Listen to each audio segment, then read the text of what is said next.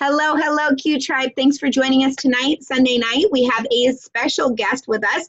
My name's Kristen Adams, Ruby Ambassador and VP of Sales with Q Sciences. And today I'm going to introduce our newest Gold Ambassador, Miss Francesca Fields. She's only been with the company for a short while, and today she's going to share how she has been so successful in duplication and what her system is to help her sign and recruit as many as she has.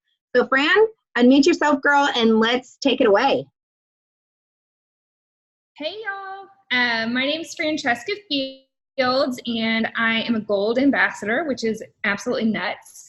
And I'm so excited, kind of nervous. I feel like I'm starting from the beginning now that I've been with Q for about 3 months now. So I feel like a newbie. So I was like, you want me to talk? Oh my gosh. So one of the things that I've been in the industry though for about 4.5 years. And one of the things that I got really good at in my last company was recruiting people, which sounds really great, but is very exhausting when you recruit, but don't duplicate. So one of the things when I decided to make the change and come over to Q was I wanted to make sure that I held very faithful to the system in place. I wanted what Tara had, I wanted what Kristen had, I wanted what Chastity had, and I made a promise to myself that whatever it is that they did to be so successful, no matter how uncomfortable or how against my nature it was, I was going to do it, and I was going to do it 100%. And so my system is their system. This is no secret. It's nothing new. It's just my team has exploded because we made a commitment in the very beginning that we were going to stick to the tried and true method of the duplication system. I think Kristen calls it the laundry cycle. But I made some notes here if you see me looking down. I just kind of want to talk to you all about the last 4.5 years and what I've done to grow my Facebook following, to kind of brand myself so that I am able to have so many relationships and able to recruit people.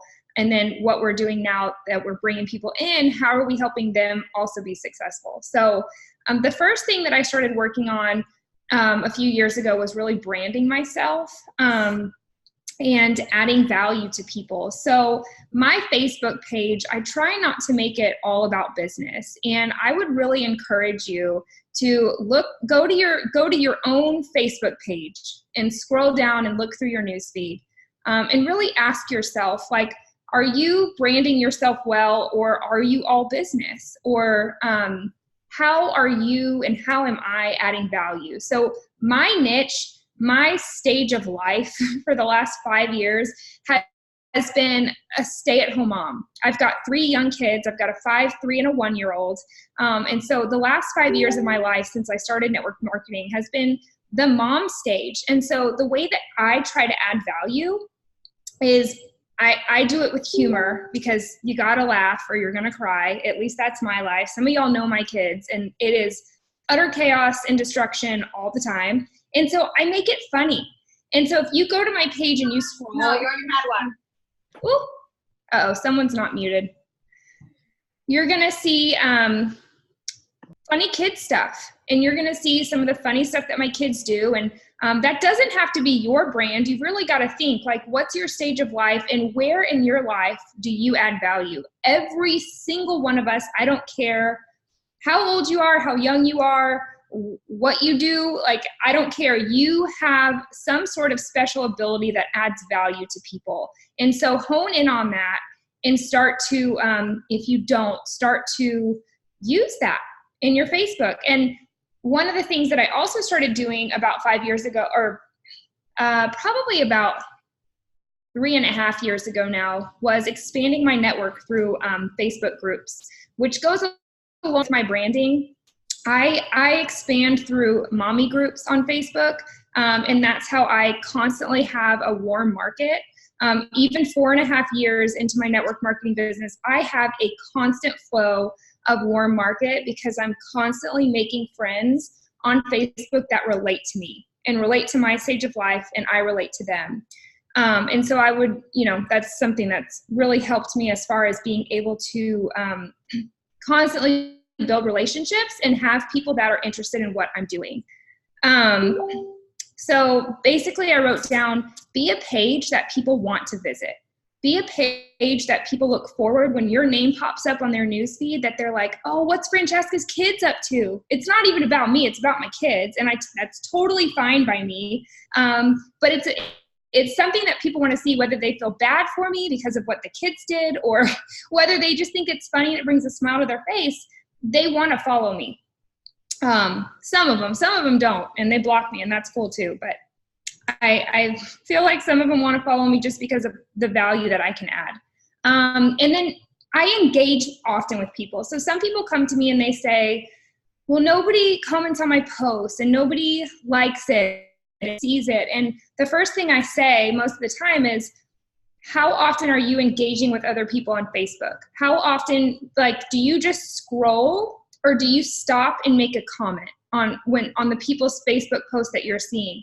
The more you engage on Facebook, the more I engage on Facebook, the more I'm going to show up to other people on their newsfeed. And so that's really important. Be a friend.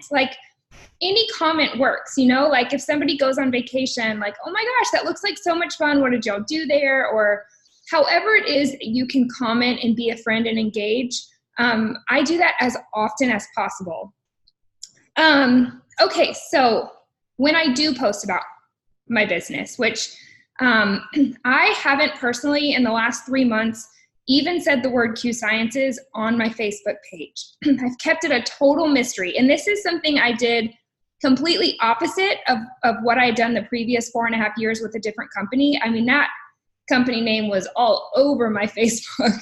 So I was like, you know what? I think this time, from what I had learned through Bob Heilig and just different network marketing leaders, of creating curiosity and making it so that people have to come to you and ask questions. So the whole piquing interest, I'm not just spewing it all out there. If they want to know more, some people message me just to know, where did you go? What company are you with? Because I've never said it. And so it starts a conversation, and they get to hear my story and my voice, and they get to hear from me directly because they had to come to me to ask. So that's one thing that I have personally decided to do. And then if you look on my page, I'm very adamant about when I post about the products or I post about the business, I'm very personal about it. I try to draw it into my everyday life. How have the products benefited me? How have they added value to me? With the business, just talking about my journey and how this has changed our life. And so I try not to, I personally don't do a lot of copy and pasting. I know I'm not against it at all. I just try to think about when I make a post, which I think is maybe every other day, I just try to think how has Q Sciences added value or impacted my life today? And make a post based on that. And I always try to use my own pictures, try to take a picture, or if I take a selfie, I generally put makeup on once a week. Sundays are usually my day. And so I might just take my pictures on Sunday if I'm going to do a selfie or something. And not to say that everything has to look perfect all the time, but I just try to think like that and do my own pictures instead of taking from stock photos or, product photos from the website, that kind of thing. Okay, so I want to talk about reaching out to people and when people reach out to you, because this is something that I didn't grasp until recently. Actually, I don't know if she's on here or not. One of the girls that I was with in the previous company, she was on my team, and she schooled me on it. It was awesome. She's like, okay, now, she was learning from Bob Heilig, and she totally opened my eyes to the fact that I was such an expert in my last company about everything, about products, about health, about everything, science around it. I was such an expert that I would people off. Oh, she just commented, it's Lindsay. She does, she knows. And I was like, I couldn't wrap my head around what she was saying. She was like, basically saying the way that you work is working for you as far as recruiting people, but it's basically scaring people off. Like nobody wants to try to do what you do. You're great at it, but you're not, nobody can be what you're doing. And so they don't even want to try. And I was like, what? Makes total sense. And you guys, it's 100% the truth. And I'm going to tell you something. The recruitment process of people start wondering the minute you start talking to them, the minute they ask you for information and you message them or they message you, that is when it starts. That is when they are in their head evaluating whether or not they would be on your team. They are watching you and they are saying, is this something I can do?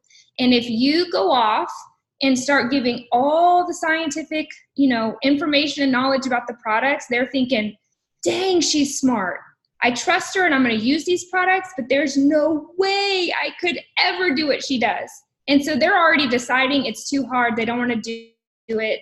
They're not confident enough. So that's what I did for years. And I promise you, it did me good. And I helped a lot of people, but I didn't have that duplication and I didn't help people in the way I wanted to as far as making a financial impact on their life. And that's my heart and soul. That's what I want to do. And it's happening now because of this system. So I'll kind of go into it, but I will tell you, when I first joined, you can ask Kristen and Tara and Chastity, I was like trying to get like product information and product knowledge, and they just kept sending me like stuff from the app. And I was like, what?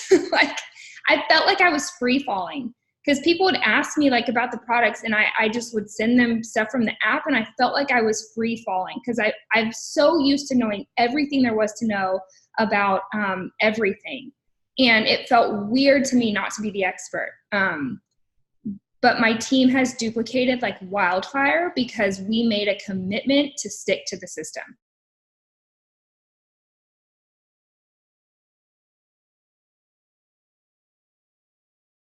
To you. So when somebody reaches out to me and they say, well, like let's, for example, I make a post about the hemp and they're, hey, send me information. And this is literally what I do. Keep it simple. Keep it so simple that you're like, this is way too simple. It's not. It's exactly what you should be doing. So someone says, hey, I'd like more info on the hemp. So I send a message and I say, hey girl, I saw your comment. You want more information on the hemp. Do you have 3 minutes to watch a quick video?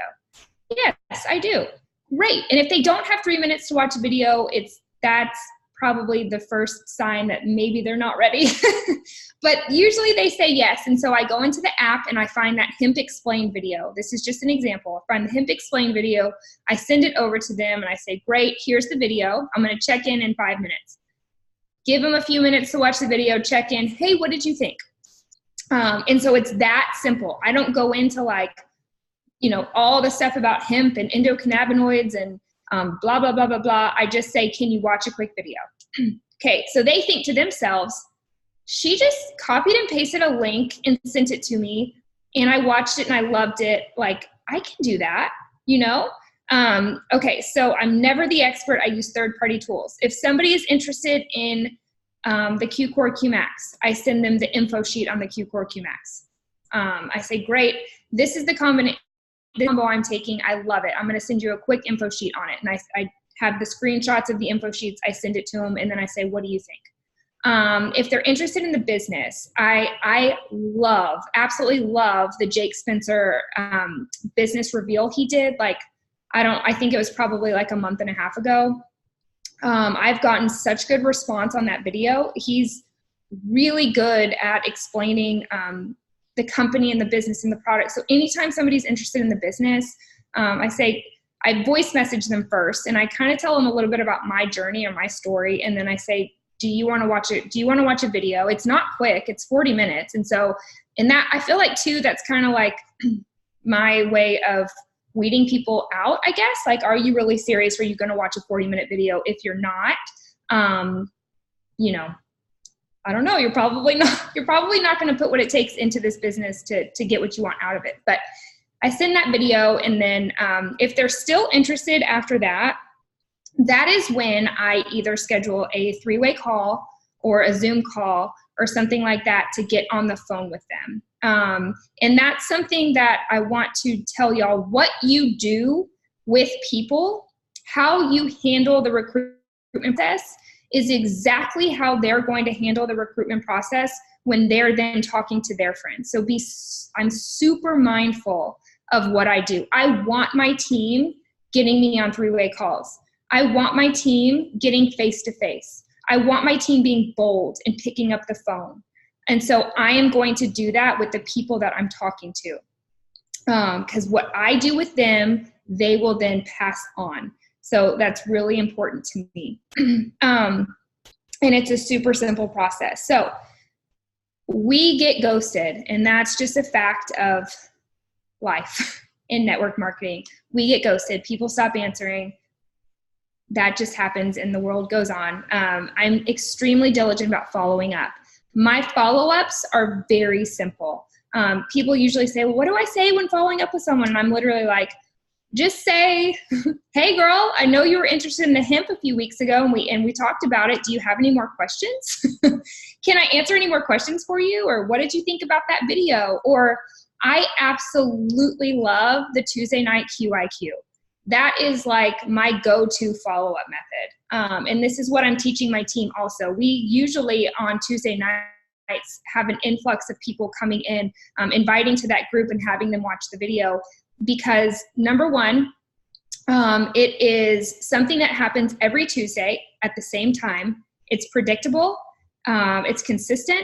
It happens every week. And somebody that is not your new prospect is leading it. And somebody that is not me most of the time is leading it, meaning they're saying, oh, this is a cool tool that I'm going to get to use for my people that I'm prospecting, and I don't even have to be the one talking. Do you know what I mean? Like, somebody else is already doing this. That's awesome. And so when I'm following up with people, it's a great way to kick up the conversation again. And so my simple message as a follow-up is, hey girl, or hey Sue, or whatever. Hey, I know we talked about hemp a couple weeks ago and you were super interested.